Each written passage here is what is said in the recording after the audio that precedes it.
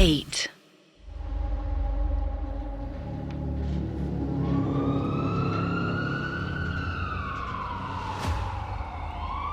वेदा चलती कार से बाहर निकलते हैं और वो बाहर ही लटके हुए थे।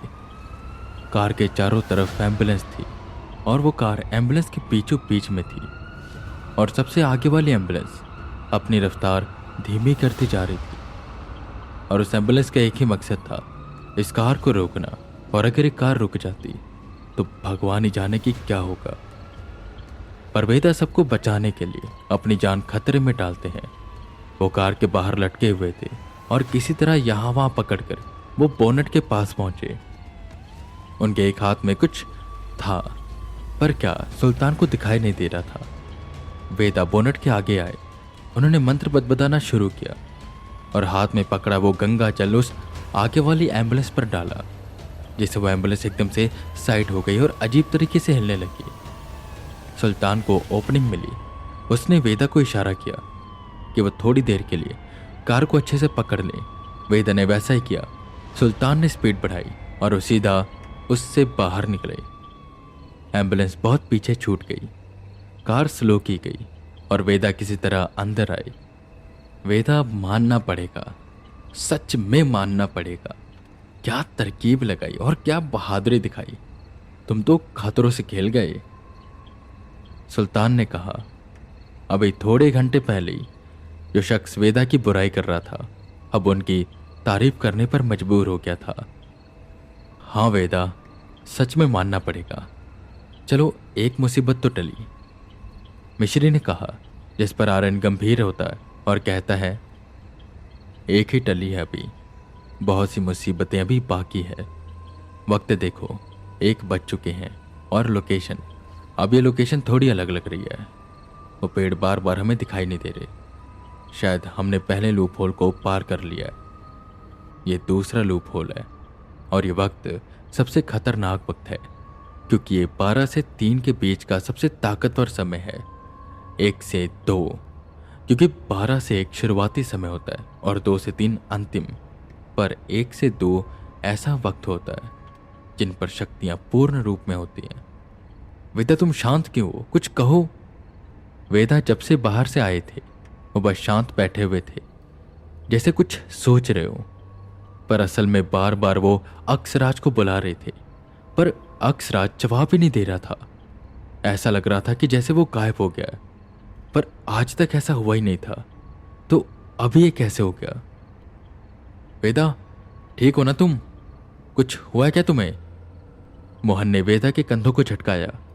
वेदा एकदम से होश में आए और उन्होंने जल्दी से वक्त देखा। 1 बज गए, 1 लूप होल निकला। अब देखो आगे कौन सी बला आती है। वेदा शांत हुए और फिर से मन में सोचने लगे, बस मुझे वो ना मिले जिसका मुझे डर है। स्टार्टिंग में मुझे कौवों की आवाज़ तो सुनाई दे रही थी, कहीं उस कालराज का कोई सिग्नल तो नहीं। और अगर कालराज आ गया तो मैं उसका सामना कर तो लूंगा, पर उस शैतान का नहीं। पर एक और बात है, वो शैतान अभी बच्चा होगा और उस कालराज ने उसे छुपा करके रखा है। वो भी मुझसे डर रहा होगा कहीं ना कहीं, तो शायद यहाँ पर कालराज नहीं है, पर आखिर यहाँ पर है क्या। ये अक्षराज भी ना मुसीबत के समय गायब हो गया। अक्षराज, मेरी बात सुनो, अक्षराज। सुल्तान तेजी से गाड़ी चलाता जा रहा था, तभी उसे एक और रास्ता दिखाई दिया। और ये हैरानी की बात थी, क्योंकि गूगल मैप पर जब वो निकले थे तो बस एक सीधी सड़क दिखाई दे रही थी, बीच में कोई कट नहीं था, बीच में कोई भी सड़क नहीं थी। तो ये सड़क अचानक से कैसे आ गई। और वो सड़क काफी चौड़ी थी। अब उनके सामने 2 रास्ते थे, एक रास्ता जो दाएं जा रहा था और एक रास्ता जो बाएं जा रहा था। वेदा अब क्या करना है, किस रास्ते जाना चाहिए हमें। यहाँ पर तो 2 रास्ते हैं, पहला दाएं और दूसरा बाएं, और गूगल मैप पर तो एक ही रास्ता दिखा रहा था। अब हमें क्या करना चाहिए। वेदा ने अच्छे से देखा, सेंस किया और एक निष्कर्ष पे आए।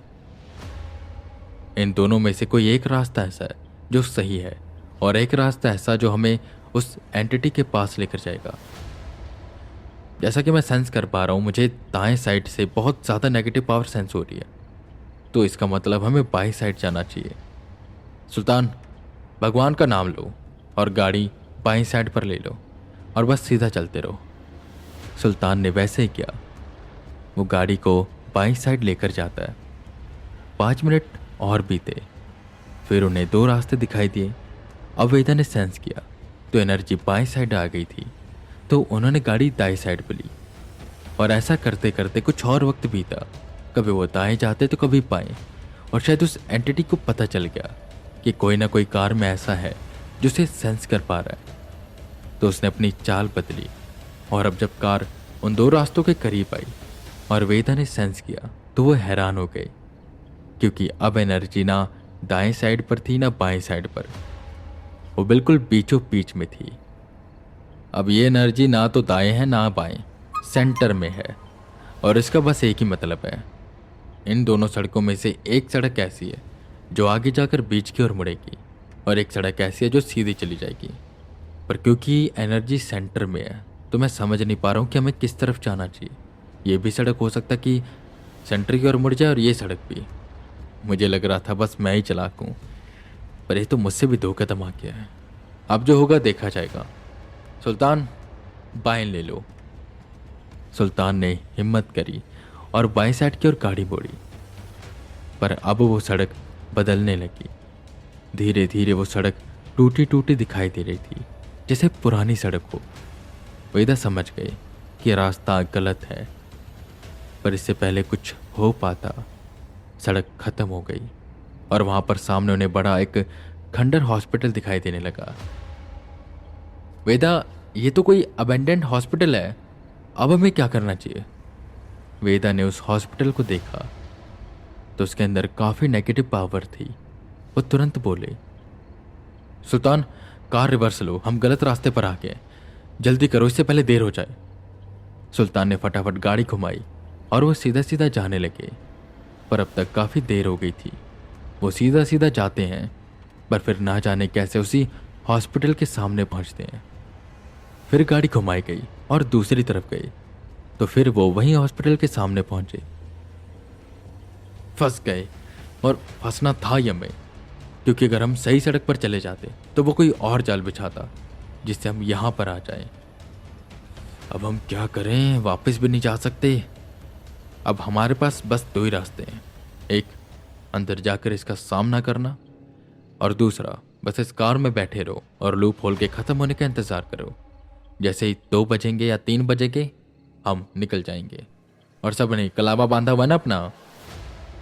वेदा ने पूछा, जिस पर सबने हामी भरी और वो रुके रहे।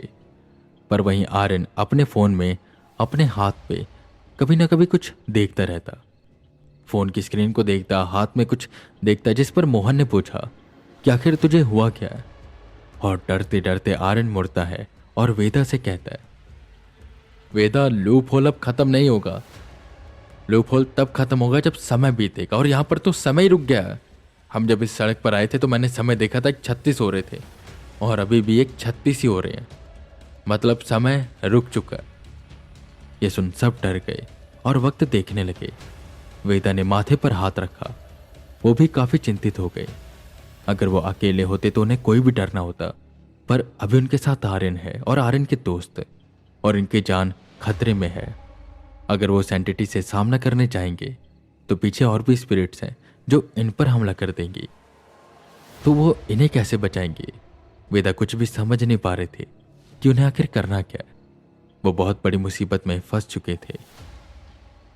वेदा, अब हम क्या करें? हमें इसका सामना करना ही पड़ेगा। हम कब तक कार में बैठे रह सकते हैं? कभी ना कभी बैटरी खत्म होगी, हमें भूख लगेगी, वॉशरूम जाना होगा, और हमारे आसपास बस आत्माएं हैं जो हमारा शिकार करने को तैयार बैठी हैं। आर्यन ने चिंतित होते हुए कहा, जिस पर वेदा एक सोल्यूशन बताते हैं। सब मेरी बात सुनो, मेरे पास एक तरकीब है। मैं अंदर जाऊंगा, पर अकेले। इस बीच तुम सब कार में बैठे रहोगे, और मैं कार के आसपास एक घेरा बना दूंगा, जिससे यहां पर कोई आत्मा नहीं आएगी। मैं जल्द से जल्द अंदर जाकर जो भी अंदर है उसे ठिकाने लगाऊंगा, और फिर वापस आ जाऊंगा, और फिर हम यहां से निकल जाएंगे। और उससे पहले जिसको जिसको वॉशरूम जाना है वो चल लो, पर हाँ, कोई भी पेड़ के पास नहीं जाएगा। जो करना है सड़क पर करो। ये बोल वेदा पहले उतरे और उन्होंने इशारा किया, जिस पर बाकी सब उतरे। वो सब अपना अपना काम करते हैं और कार में बैठ जाते हैं, जिसके बाद वेदा घेरा बनाना शुरू करते हैं। पर उससे पहले आर्यन बोलता है, वेदा मैं भी चलता हूं, तुम ये सब अकेले कैसे करोगे? वेदा ने आर्यन के कंधे पर हाथ रखा और कहा, आर्यन तुम मेरी चिंता मत करो, अंदर मैं सब कुछ संभाल लूंगा। तुम यहां पर इन सब का ध्यान रखना, कुछ भी हो जाए इन्हें बाहर मत आने देना। और वो जो एंटिटी होगी तुम सबको बाहर निकालने की पूरी कोशिश करेगी। इसके लिए वो चाल बनेगी और तुम्हें कुछ भी दिखा सकती है, मुझे भी दिखा सकती है। पर तुम सब तभी निकलना जब मैं आऊं, और मेरे आने पर ही नहीं। मैं आऊंगा, कार की बोनट पर 2 बार नॉक करूंगा और फिर मैं कार के पीछे जाऊंगा और फिर आगे आऊंगा। तब तुम समझना कि मैं आ चुका हूं। इसके अलावा दरवाज़ा मत खोलना। अब मैं चलता हूं, कार में ही रहना सब लोग, और कलावा बांधे रखना। आर्यन समझ गया। वेदा बाहर निकले और चल पड़े उस अबेंडेंड हॉस्पिटल की ओर, जिसके अंदर कोई था, कोई ऐसा जो कब से वेदा का इंतजार कर रहा था।